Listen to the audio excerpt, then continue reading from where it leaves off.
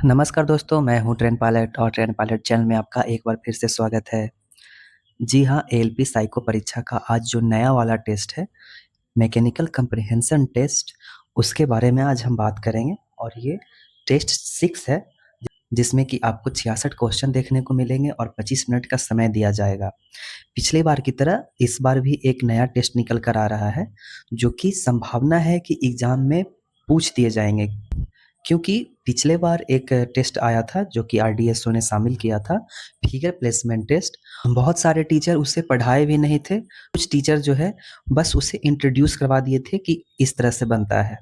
उसी तरीके से इस बार मैकेनिकल कम्प्रिहेंशन टेस्ट भी देखने को मिल रहा है, लेकिन जहाँ तक कि बहुत सारे लोग इसे पढ़ा रहे हैं, बहुत सारे अपने बुक में शामिल कर रहे हैं, तो इसे भी एक बार अच्छे से पढ़ लेना है ताकि एग्ज़ाम में आए तो हम बना पाएँ। ऐसा ना हो कि एग्ज़ाम में एकाएक मुझे देखने को मिले और हम शॉक हो जाए कि ये क्या मिल गया मुझे, क्योंकि पिछले बार एग्ज़ाम में भी यही हुआ था।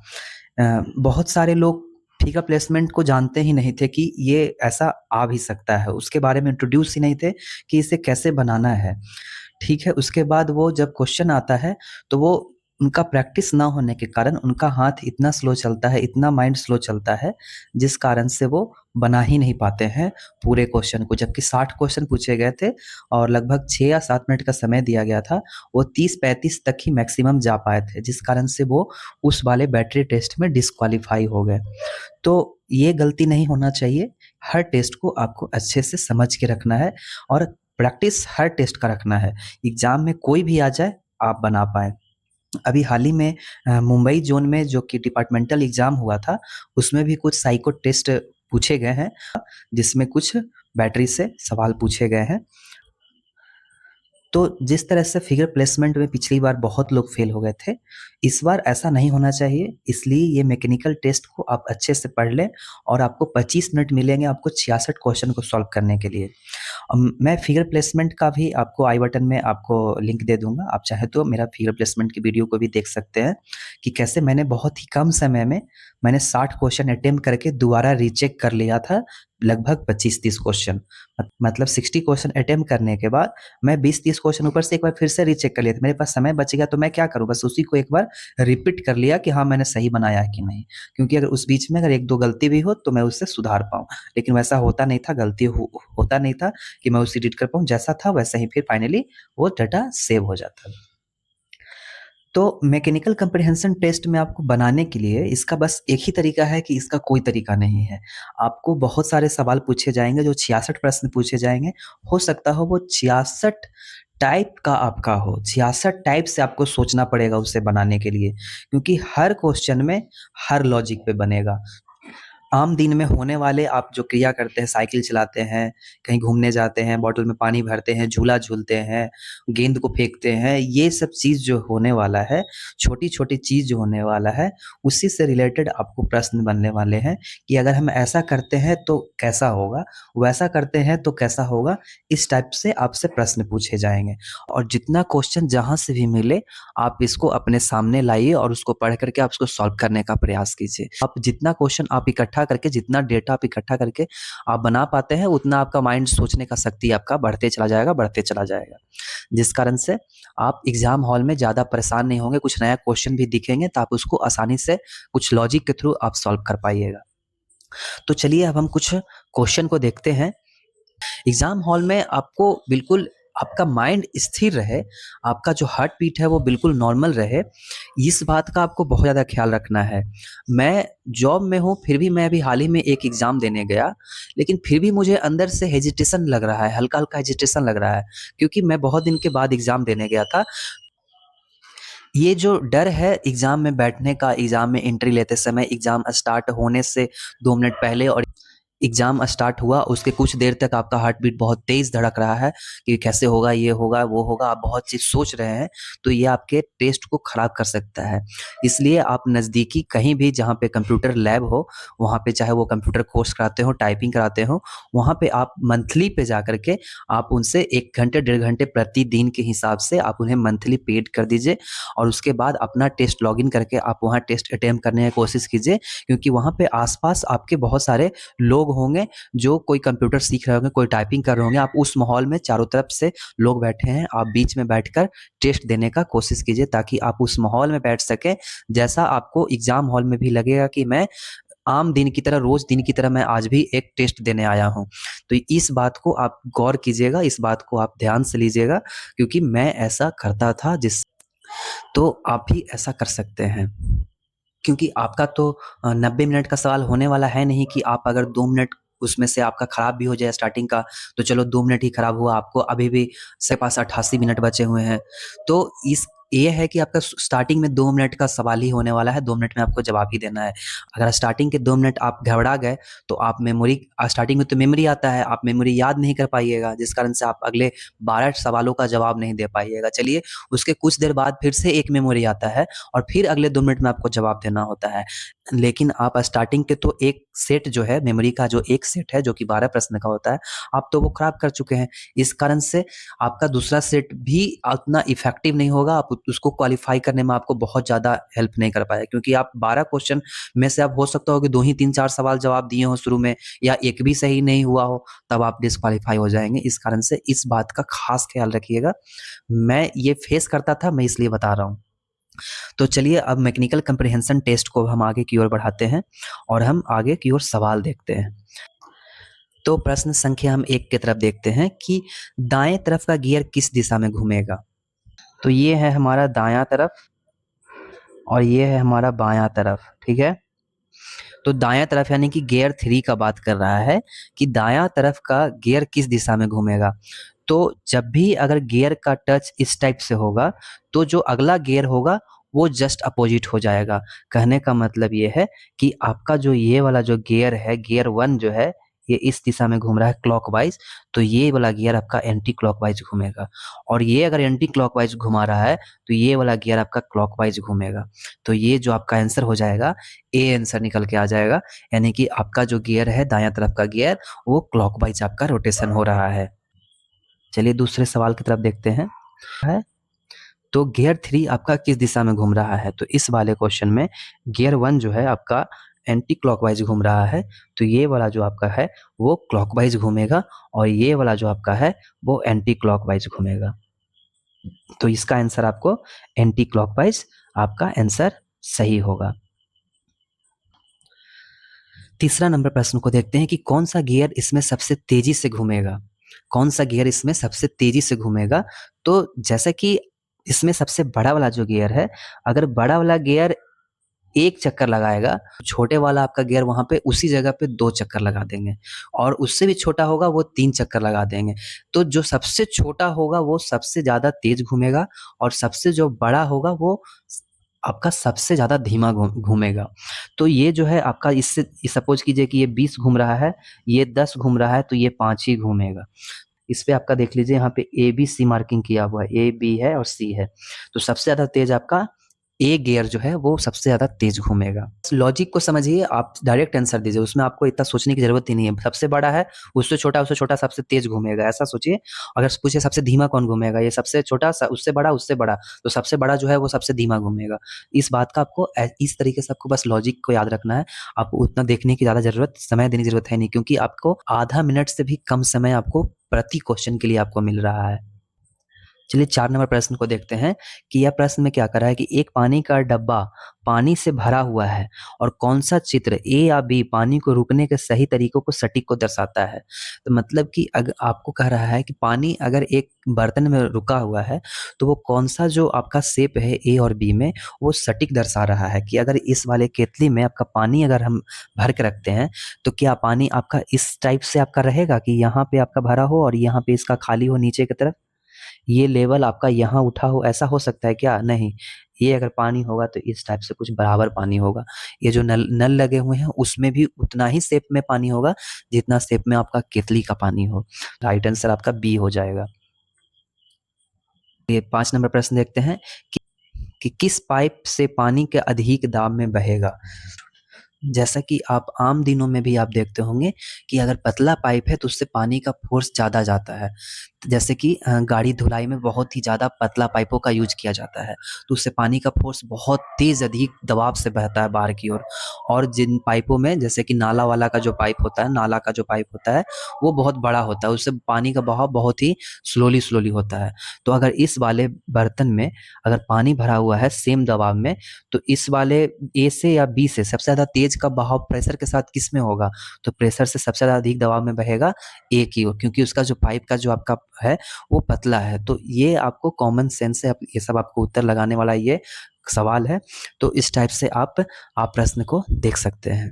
इसका उत्तर आपको ए हो जाएगा। छठा नंबर प्रश्न देखते हैं कि एक ही समय में 3 समान मोमबत्तियाँ जलाई गई हैं, उन्हें अलग-अलग जार से ढक दिया गया, किस मोमबत्ती की लौ सबसे पहले बुझेगी? तो देखिए सबसे पहले कौन-सा बुझेगा? ये आपका बुझेगा नहीं, क्योंकि इसमें आपका ऊपर से जार जो है वो खुला हुआ है, इसको पर्याप्त ऑक्सीजन मिलती रहेंगे, जितना इसको नीड होगा ये ऑक्सीजन लेती रही, ये बुझेगा नहीं। उसके बाद ये दोनों में अगर हम देखें, तो इन दोनों में जो सबसे ज़्यादा इन दोनों में जिसमें सबसे ज़्यादा ऑक्सीजन होगा वो लेट से बुझेगा, जो कम होगा वो पहले बुझ जाएगा। तो इसमें कम होगा, इसमें ज़्यादा होगा। तो ये जो है क्या पूछ रहा है कि लौ सबसे पहले बुझेगी, तो सबसे पहले आपका ए कैंडल क्यों बुझेगा? यानी कि 6 का आपका ए उत्तर है। छोटे सीलबंद जार में मोमबत्ती, यानी कि इस वाले में आपका जो है वो सबसे पहले आपका मोमबत्ती बुझ जाएगा। चलिए 7 के देखते हैं कि अगर एक चीज़ इसमें आप सबसे पहले समझिए कि अगर ये आपका क्रॉस बेल्ट किया हुआ है, तो अगर ये एंटी क्लॉकवाइज़ घूम रहा है, तो ये क्लॉकवाइज़ घूमेगा, ठीक है? अगर ये सेम कनेक्शन किया हुआ है, तो ये वाला अगर क्लॉकवाइज़ घूम रहा है, तो ये भी क्लॉकवाइज़ घूमेगा, यानी कि ए अगर क्लॉकवाइज़ घूम रहा है, तो सी भी क्लॉकवाइज़ घूमेगा, ठीक है? लेकिन अगर क्रॉस है, इस टाइप से अगर बेल्ट है कनेक्शन, तो अगर डी जो है एंटी क्लॉकवाइज़ घूम रहा है, तो आपका बी जो है वो क्लॉकवाइज़ घूमेगा, ठीक है? लेकिन अगर बेल्ट अगर सेम कनेक्शन है, तो ए अगर क्लॉकवाइज़ घूम रहा है, तो सी भी आपका क्लॉकवाइज़ घूमेगा। इस बात का आप ख्याल रखिएगा, उसके बाद ही इस क्वेश्चन को आप सॉल्व कीजिएगा। तो देखिए आपका बेल्ट जो है वो डी जो है गियर डी जो है वो एंटी क्लॉकवाइज़ घूम रहा है, तो ये क्लॉकवाइज़ घूमेगा। अगर ये क्लॉकवाइज़ घूम रहा है, तो ई जो है एंटी क्लॉकवाइज़ घूमेगा। अगर ई एंटी क्लॉकवाइज़ घूम रहा है, तो सी जो है वो क्लॉकवाइज़ घूमेगा और आपका ए जो है वो क्लॉकवाइज़ घूमेगा। तो आपका 7 का ए आंसर सही है, यानी क्लॉकवाइज़ सही है। चलिए 8 नंबर को प्रश्न को देखते हैं कि छोटी गियर किस दिशा में घूमता है, यानी कि इसमें आपका इसका बात कर रहा है। तो अगर ये वाला आपका एंटी क्लॉकवाइज है, तो ये वाला क्लॉकवाइज है, और ये क्लॉकवाइज है, तो ये वाला एंटी क्लॉकवाइज है, यानी 8 का आपका बी उत्तर हो जाएगा, ठीक है? यानी कि काउंटर क्लॉकवाइज, यानी कि क्लॉकवाइज का उल्टा। चलिए 9 नंबर प्रश्न को देखते हैं कि 9 नंबर प्रश्न में कह रहा है कि 2 आदमी एक तख्ते पर भारी बक्सा उठा रहे हैं, कौन-सा आदमी ज़्यादा भार उठा रहा है? तो अगर ये बिल्कुल मिड में होता, तो यानी कि दोनों इसका भार बराबर-बराबर उठाकर आगे की ओर बढ़ रहे हैं। लेकिन ये जो आपका जो वस्तु है, वो आपका बी की तरफ रखा हुआ है, तो ज़्यादा भार वो बी की तरफ ही आएगा। तो ये सिंपल सा क्वेश्चन है जो आम दिन में आप देखते हैं, आम दिन में आप इसको अनुभव करते हैं और आप उसी से रिलेट करके आप इसका सही जवाब आसानी से बहुत जल्दी दे पाएँगे। तो आपका इसका जो सही उत्तर हो जाएगा वो बी हो जाएगा। वो ज़्यादा भार आपका बी जो आदमी है वो सबसे ज़्यादा भार इसका उठा रहा है। यानी 10 नंबर सवाल को देखिए, 10 नंबर सवाल में बोल रहा है कि निम्नलिखित में से कौन-सा पदार्थ सबसे तेज़ी से उबलेगा? तो यानी कि सबसे कम जिसका बॉइलिंग पॉइंट होगा, यानी कि जो सबसे कम तापमान पे जल्दी उबल सकता है, वो तेज़ी से उबलने लगेगा। तो यहाँ पे आपको कम से कम बॉइलिंग पॉइंट आपको याद होना चाहिए, या अनुमान लगाने का आप में, तर्क लगाने का आप में ये शक्ति होना चाहिए कि आपका कौन-सा जो पदार्थ है, वो इससे ज़्यादा या उससे कम पे उबल सकता है। जैसे कि आपको ये पता होगा कि आपको अल्कोहल जो है लगभग 78 डिग्री सेल्सियस पे आपको उबलने लगेगा। वाटर जो है आपको 100 डिग्री सेल्सियस पे आपको उबलने लगेगा, और मर्क्यूरी जो है वो आपको 356 डिग्री सेल्सियस के आसपास आपको ये उबलने लगेगा। तो यानी कि सबसे कम जो बॉइलिंग पॉइंट है वो अल्कोहल का है। इसका मतलब ये है कि सबसे तेज़ी से आपको ए जो है यानी अल्कोहल जो है वो आपको सबसे तेज़ी से उबलेगा। 11 नंबर प्रश्न है कि गाड़ी किस दिशा में गति कर रही है? कोई भी हो तो सी को चिन्हित करें। यानी कि गाड़ी जो है हमारा ए डायरेक्शन में गति कर रहा है या बी दिशा में गति कर रहा है, ये बताना है। तो यहाँ पे आपको ये पता होगा कि जब भी हम गाड़ी आगे की ओर मूव होता है, तो अगर हम उसमें बैठे होते हैं, तो हमारा झुकाव जो होता है वो पीछे की तरफ होता है। गाड़ी जो है जब ब्रेक लगता है, तो हम थोड़ा आगे की ओर झुकते हैं। गाड़ी अगर दाहिने मुड़ता है, तो हम थोड़ा बाएँ की ओर झुक जाते हैं। गाड़ी अगर बाएँ मुड़ता है, तो थोड़ा हम दाएँ की ओर झुक जाते हैं। ये आप आम दिनों में आप ऐसा देखते हैं। तो जैसा कि इसमें एक वस्तु लटका हुआ है, ये वस्तु का झुकाव आप देख रहे हैं कि पीछे की तरफ है, यानी कि ये सीधा ये पीछे की तरफ हुआ है, यानी कि गाड़ी इस दिशा में मूव करना चालू हुआ होगा, यानी कि गाड़ी का दिशा है जो कि ए की ओर है, तभी वो वस्तु जो है वो पीछे की ओर थोड़ा-सा लटक के वो पीछे की ओर हो गया है। तो ये जो है आपको 11 नंबर का प्रश्न ए हुआ। चलिए 12 नंबर सवाल को देखते हैं कि 12 नंबर सवाल कहता है कि कौन-सा अन्न भंडार अधिक गेहूँ रख सकता है? तो आप ये देखिएगा कि इसका ऊँचाई 40 फीट है, इसका ऊँचाई 10 फीट है। तो अब हम देख रहे हैं कि आपका 10-10 फीट के ऊँचाई का 4 भाग यहाँ दिया हुआ है, 4 बर्तन दिए हुए हैं और जिसका चौड़ाई 10 फीट है। तो यानी कि 10 फीट तो हमारा यहाँ भी है, 10 फीट यहाँ भी है और 40 यानी कि 10, 20, 30, 40 यानी कि दोनों बराबर हैं। यदि बराबर हो तो चिन्ह सी लगाएँ, यानी कि यहाँ पे उत्तर आपका सी हो जाएगा। पूछ रहा है कि कौन-सी गेंद ज़मीन पर पहले गिरेगी? यानी कि कौन-सी ज़मीन अगर हम दोनों गेंद जो ए और बी गेंद जो टेबल पे रखा हुआ है, उसको हम धक्का देते हैं, एक को हम इस भाग में इतनी दूरी पे फेंकते हैं, एक को हम इतनी दूरी पे फेंकते हैं। तो पूछा जा रहा है कि कौन-सा ज़मीन पे पहले गिरेगा? चलिए देखिए यहाँ पर आपका जो ए गेंद है वो यहाँ आके गिर रहा है, बी गेंद यहाँ आके गिर रहा है, ए जो है यहाँ, बी जो है यहाँ। तो ज़मीन पे पहले कौन गिरेगा? ये देखिए यहाँ पे आपका दूरी ज़्यादा है, यहाँ पे आपको वेग ज़्यादा रहेगा तो दूरी यहाँ पे ज़्यादा है। यहाँ पे वेग आपका कम है, आपका दूरी भी कम यहाँ हो रहा है, जिस कारण से ज़मीन पर दोनों बराबर आकर दोनों सेम समय में गिरेंगे। यदि बराबर हो तो चिन्ह जो है आप सी लगाएँ। चलिए 14 नंबर प्रश्न को देखते हैं कि वज़न उठाने के लिए किसे अधिक बल लगाना होगा? यदि बराबर हो तो चिन्ह सी को चिन्हित करें। देखिए, ये जो है वो रस्सी को डायरेक्ट खींच रहा है। यहाँ पे आप इसका जो है यहाँ पे 1 पुल्ली और ये 2 पुल्ली, ये 2 पुल्ली पर आपका ये वज़न को खींचा जा रहा है। लेकिन यहाँ पे आपका ये 2 पुल्ली के अलावा हाथ में 1 पुल्ली और है, तो इससे भी इसको रोटेट करना पड़ेगा। रोटेट करके इसे रोटेट कर कर के इसको रस्सी को खींचना पड़ेगा। तो इसे वो जो रोटेट करने में जो आपको बल लगेगा ना, ये नॉर्मल खींचने से आपको ज़्यादा उसमें महसूस होगा, ज़्यादा आपको बल लगाना पड़ेगा उसे रोटेट करने के लिए। तो बस सिंपली यहाँ पूछ रहा है कि किससे अधिक बल लगाना होगा ये वस्तु को उठाने के लिए। तो हम यहाँ पर बी को चिन्हित करते हैं कि हमारे बी को है ज़्यादा बल लगाना पड़ेगा।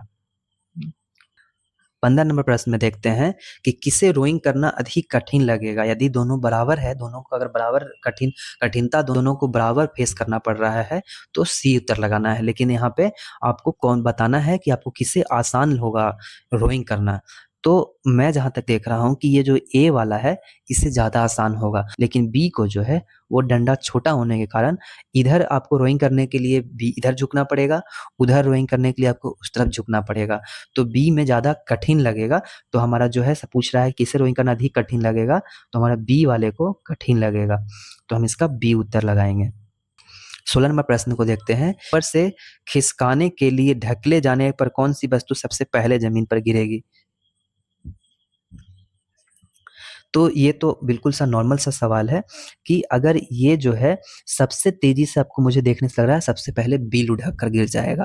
क्योंकि ये जो गिरेगा तो पहले इस शेप में है, फिर इस शेप में यहाँ आकर रखाएगा। उसके बाद तीसरा स्टेप में हमारा नीचे गिरेगा। ये जो है पहले यहाँ आकर रखाएगा, फिर यहाँ रखाएगा, फिर यहाँ रखाएगा। ये जो है लुढ़क कर डायरेक्ट नीचे चला जाएगा। इसमें कोई भी रुकावट नहीं है, जिस कारण से ये बहुत तेज़ी से नीचे चला जाएगा। तो हमारा यहाँ पे बी उत्तर निकल के सामने आएगा। बिजली के कामों के लिए कौन सी सीढ़ी सबसे अच्छी है? तो बिजली के काम में सबसे ज़्यादा अच्छा सीढ़ी मुझे ए लग रहा है यहाँ पे, क्योंकि इसे मैं जहाँ चाहूँ इसे मोड़कर और जहाँ चाहूँ इसे ले जाकर और बिना किसी चीज़ के सहारे को मैं इसे कहीं भी खड़ा कर सकता हूँ। बिजली के कामों के लिए सबसे अच्छा ए लगेगा, तो यहाँ पे मैं ए उत्तर लगाऊँगा। चलिए 18 नंबर प्रश्न को देखते हैं। इसमें पूछा है कौन-सा आदमी अधिक वज़न उठाता है? तो ये जो है बी की तरफ झुकाव ज़्यादा है, बी की तरफ ज़्यादा है, यानी यहाँ पर बी जो है सबसे ज़्यादा वज़न उठा रहा है। चलिए 19 नंबर प्रश्न को देखते हैं। 19 नंबर प्रश्न कहता है कि हर उपकरण में समान भार लटकाया जा रहा है जो समान लंबाई और कठोरता स्प्रिंग से बना है, किस उपकरण में स्प्रिंग का विस्तार अधिक होगा? तो देखिए यहाँ पे रेसिस्टेंस ज़्यादा है, यहाँ पे रेसिस्टेंस कम है।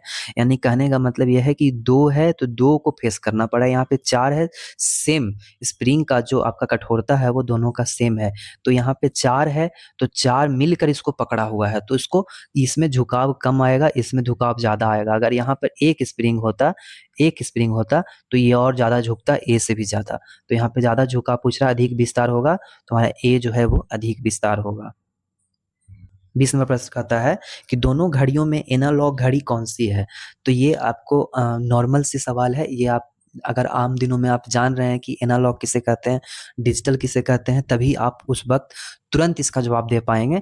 तो देखिए ये जो है आपका एनालॉग है और ये जो है आपका डिजिटल है। एनालॉग कांटा वाला जो होता है उसको हम एनालॉग बोलते हैं, जिसमें हमें बिल्कुल डिजिटल दिखाता है, वो आपका डिजिटल होता है। जैसे कि अभी आपका डिजिटल मल्टीमीटर आता है, पहले आपका कांटा वाला आता था तो उसे हम एनालॉग मल्टीमीटर बोलेंगे। और अभी जो आ रहा है जो येलो कलर का आता है वो आपका डिजिटल मीटर होता है और उसको हम डिजिटल मल्टीमीटर बोलते हैं। तो उसी तरीके से ये आपका एनालॉग है, ये डिजिटल है। तो पूछा 2 घड़ियों में एनालॉग घड़ी कौन सी, यानी कि ए घड़ी जो है आपका एनालॉग है, यानी कि ए जो है ए और ये बी। ए घड़ी जो है आपका एनालॉग है। आपको सिंपली पूछ दे रहा है छत का पंखा कैसे घूमता है, क्लॉकवाइज घूमता है या एंटी क्लॉकवाइज घूमता है।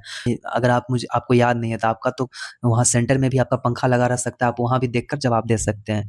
लेकिन फिर भी आपको सिर्फ यही नहीं, इसके जगह एवज में आपको कुछ और भी सवाल पूछे जा सकते हैं। तो आप अगर यहाँ पे आप सवाल का जवाब देंगे तो आपका यहाँ पे क्लॉकवाइज निकल कर आएगा कि क्लॉकवाइज पंखा आपका घूमता है। 22 नंबर प्रश्न देखिए कि कौन सी तस्वीर दिखाती है कि मिट्टी एक साइकिल के पहिए से कैसे उड़ती है? यानी कि जब आप साइकिल चलाते हैं कीचड़ में, यानी कि चलाते हैं पानी वाले एरिया में चलाते हैं, तो आपका जो उसमें से कीचड़ जो होता है वो किस तरीके से ऊपर आता है? ये तरीका से ऊपर आता है या ये तरीका से ऊपर आता है? तो अगर आप साइकिल चलाए होंगे बरसात के मौसम में, तो आपका कीचड़ जो है सीधा उड़ करके ऊपर की तरफ जाता है, यानी व्हील से जितना ऊपर हो सके जा पाता है। इसलिए साइकिल में देखते हैं बरसात के दिनों में ऐसा एक पट्टा भी लगाया जाता है ताकि हमारा जो है यहाँ पे पैंडा लगा हो, हम यहाँ पे मेरा पैर होता है ताकि हमारे पैर पे वो कीचड़ ना पड़े। तो ये जो हमारा दर्शा रहा है ये बिल्कुल सही दर्शा रहा है, यानी कि आपका यहाँ पे बी उत्तर हो जाएगा। चलिए 24 नंबर प्रश्न को देखते हैं कि कौन सा रास्ता अधिक ढलान वाला है? यानी कि देखिए जैसे कि पहाड़ों पर होता है, जैसे कि ऐसा पहाड़ है तो पहाड़ पर ऊपर जाने के लिए रास्ता जो है ऐसे घुमा कर बनाया जाता है ताकि आपको ढलान का फील जो है वो कम करना पड़े। यानी कि आप इतना ट्रेवल करें, फिर इस भाग को ट्रेवल करें, फिर इस भाग को ट्रेवल करें और तब जाकर के आप पहाड़ के चोटी पर आप पहुंच पाएं गाड़ी लेकर, ताकि आपको ढलान का कम आपको प्रभाव आपको दिखेगा। लेकिन अगर यहाँ से डायरेक्ट अगर आपका रास्ता बना हुआ रहेगा तो इस पे आपका ढलान बहुत ज़्यादा होगा, बहुत अधिक होगा, जिस कारण से गाड़ी ऊपर लेकर जाने और नीचे लेके आने में, ऊपर से तो नीचे लाने में आसान, लेकिन नीचे से ऊपर लेके जाने में बहुत ज़्यादा मुश्किल हो जाएगा। तो यहाँ पे मैं देख रहा हूँ कि इसे घुमाकर किया गया है, घुमाकर लाया गया है, जिस कारण से आपको ढलान का यहाँ पे कम फीलिंग देखने को मिलेगा और पहाड़ के चोटी से डायरेक्ट ऐसे रास्ता बनाया गया है, यानी कि इसमें जो आपका है वो ढलान अधिक होगा, यानी कि ए नंबर का ढलान अधिक होगा। चलिए 25 नंबर प्रश्न को देखते हैं। लिखा है कौन सी तस्वीर दिखाती है कि एक घड़ी दर्पण में देखने पर कैसी लगेगी? तो ये सिंपली आपका दर्पण का फिगर है। तो आपका दर्पण का फिगर मुझे देखने से मुझे सी नंबर लग रहा है। तो जैसे कि ऐसे 12 है, 9 है, 6 है, 3 है, तो ये दर्पण हम यहाँ पर रख कर देखते हैं। यहाँ पे दर्पण हमारा है, तो ये दर्पण में देखने पर आपको कैसा दिखेगा? तो आपको बिल्कुल इस टाइप का सी टाइप का दिखेगा। आप सी को उत्तर लगाएंगे और आगे बढ़ेंगे। तो सिंपल है, इसी तरीके से आपको हर प्रश्नों का जवाब देना है। थोड़ा-थोड़ा सा आपका कॉमन सेंस लगाना है और आपको जवाब देना है। आपको एग्जाम हॉल में ज़रूरी नहीं है कि प्रश्न सिर्फ यही सब दिखेंगे जो आपको टीचर लोग आपको पढ़ा रहे हैं। हो सकता हो कि कुछ नए टाइप के प्रश्न भी आपको देखने को मिल सकता है। तो आप उसे बिल्कुल अपने कॉमन सेंस से, जो आप आम दिनों में आप कर रहे हैं, उसी को आप दिमाग लगाते हुए आप उसका सही उत्तर दीजिएगा। चलिए वीडियो अच्छा लगा हो तो लाइक एंड सब्सक्राइब ज़रूर कीजिएगा, अपने दोस्तों के साथ ज़रूर शेयर कीजिएगा जो भी एलपी साइको का तैयारी कर रहे हैं। चलिए नेक्स्ट वीडियो में हम किसी और टॉपिक पे बात करेंगे। धन्यवाद।